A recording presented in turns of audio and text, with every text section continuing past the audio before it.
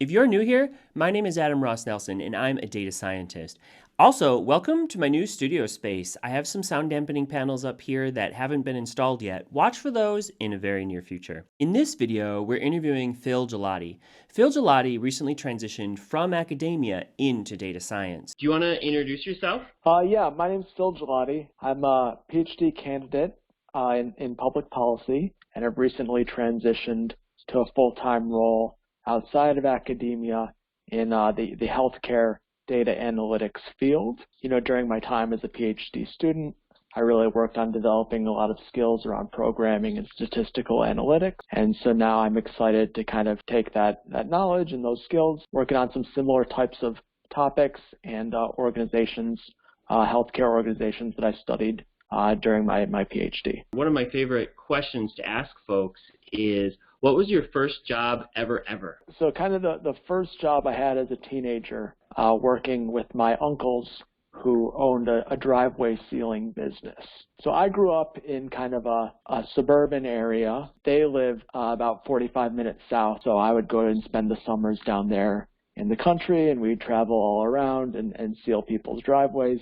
As a PhD researcher, is there anything in particular that inspired you to move towards a career in industry? There's a lot of discussion happening right now about how challenging the employment world is in academia. For me, I spent a lot of time preparing to be a competitive candidate for academic jobs. If anyone in a PhD program is thinking, wow, this academic job market looks really bleak, there are other options where you can really, have a better opportunity to get a start in your career. You mentioned preparing, and I know what preparing looked like for me when I transitioned after the PhD program into data science. I leveraged coursework on campus, but there are other strategies and there are other paths. What paths did you take advantage of when you were doing your preparation? Were you doing coursework? Yeah, so a couple things that I did during my PhD were really helpful. I took the concentration in the PhD that had an extra methodology requirement to it. When I was fulfilling those methodology requirements, I really took kind of the most challenging quantitative courses I did. It involved taking the PhD core in the economics department, which is a highly quantitative technical discipline. I also took courses in the math department in machine learning. So there was the coursework component. The other thing that really helped me was I not only worked on my academic research projects, but I also got a number of practical, you could call them assistantships or internships. It's helpful if you can be funded by the department, receive benefits and a stipend and your tuition reimbursed. And so I got funding in my last 2 years of the PhD working on an applied policy evaluation project for a major governmental program. So I worked at, a governmental agency in their data analytics department using a lot of R programming and things. So I came out with, the type of skills that are in demand. Definitely took advantage of the PhD coursework, the on-campus coursework, and then you were also very strategic about your assistantships and your funding opportunities. Yes.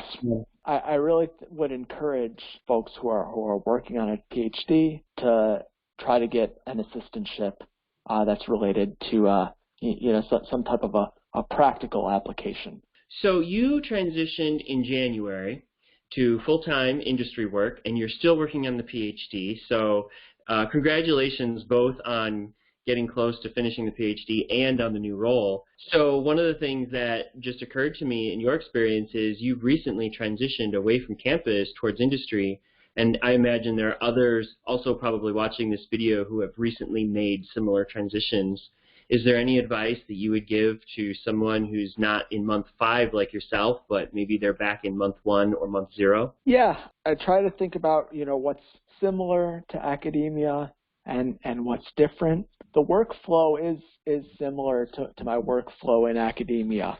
The advice I would give to someone transitioning out of academia is that, for me at least, it's been a really positive experience. I think you get a lot of the benefits of a creative and intellectually demanding job with a lot without a lot of the high pressure, publish or perish, tenure pressures. I think the incentive structure is aligned a little bit so that there's more of an incentive for the organization to fully invest in the employees. I'm so glad you're talking about this because I think a lot of folks who are thinking about that transition are worried about all of the downsides. And what I'm hearing you say, consistent with my own experience, for every downside, there's at least 2 or 3 or 4 more upsides. Does that sound about right? Yes. Academia is a dream job for a lot of people. Right now, there's PhD programs are turning out thousands of highly qualified researchers every single year. Due to structural reasons, there are so few positions in academia for those researchers. Companies need people. In many markets, they can't find enough people who have these skills. Wrapping up then, if folks want to learn more about you, where should they go? I have a website, philgigliotti.com. I'm starting on LinkedIn. Since my transition, I've started, content creating. So if you want to give a follow on LinkedIn, check out those posts. I try to put regular content out on there. Thank you for mentioning LinkedIn because I also am pretty active on LinkedIn. It really makes a difference when folks make comments and start a discussion on those posts. Some of the best information I see online is really in social media posts and the comments. For anyone watching looking for some wisdom, go find Phil's LinkedIn. So there it is. There's the interview with Phil. I hope you learned something. I hope you had a little bit of fun, and I look forward to seeing you in another video. Don't forget, you're more ready than you think you are. Hit subscribe, check out these other videos, and let's connect. I look forward to being in touch.